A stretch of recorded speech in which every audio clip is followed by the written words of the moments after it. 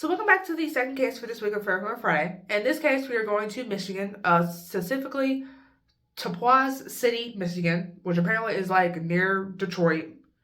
Again, we cover these small cities that I ain't never heard of before. So that's a new city we add to the map.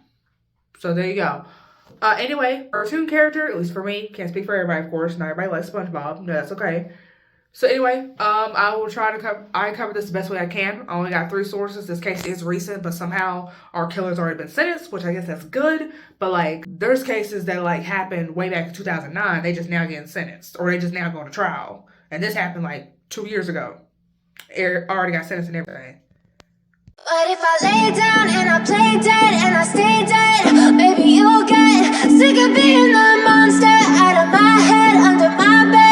Think you're something out of my nightmares, standing right there.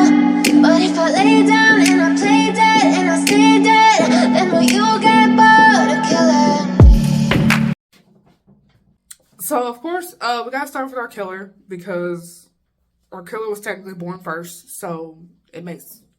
Anyway, so yeah, like I said, we'll start with the killer. Justine Marie Johnson was born on April 25th, 1999. When she is 13, she is diagnosed with depression, anxiety, bipolar personality, borderline personality, bipolar, and ADHD. She would have mentioned this later, like when the trial comes, so like remember that, or like make a note or something.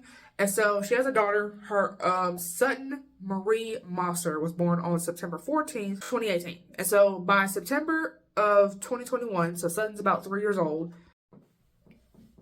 And so by September 2021, Justine had been without mental health prescriptions for about a year.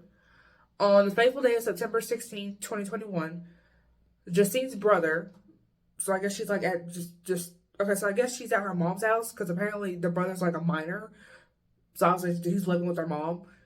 He walks in, Justine's doing a line of cocaine in the bathroom. He's like, "What are you doing?" She's like, "Mind your business." And apparently that's normal because he didn't like do much anything else.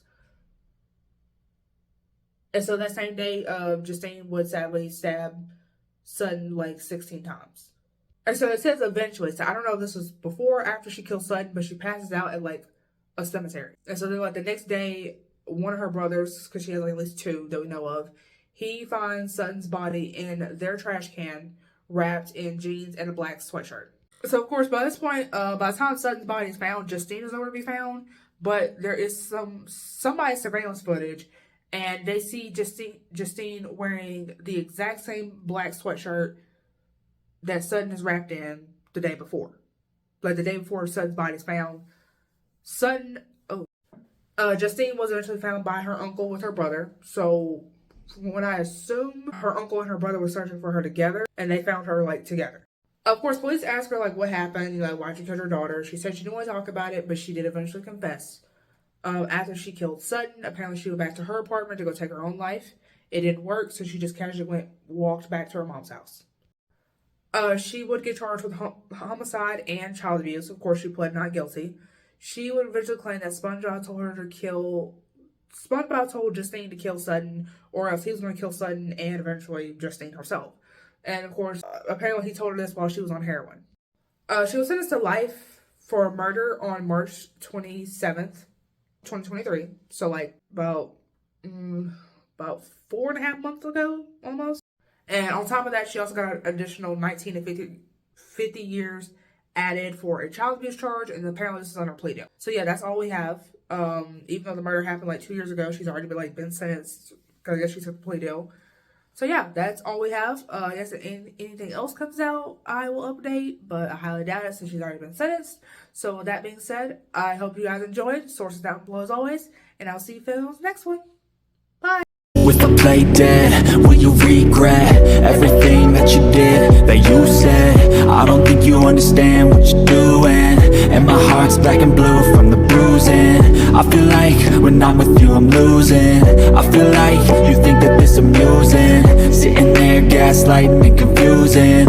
Was it me? Is it me? Am I deluded? I'm the one who's always sorry, the conclusion. Even though I offer all of the solutions, I wish you loved me like I love you, it's stupid. When I'm alone with you I never feel lucid.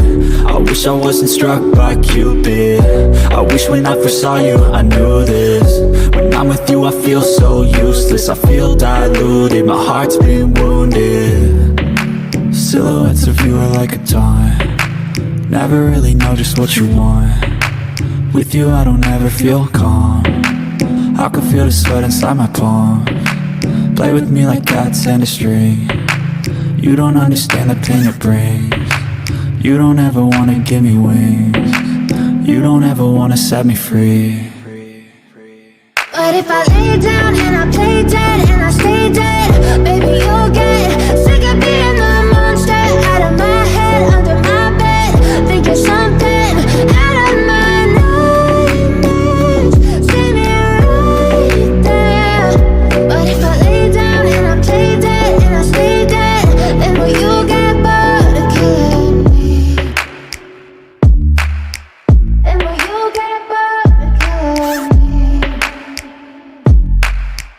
And will you get back?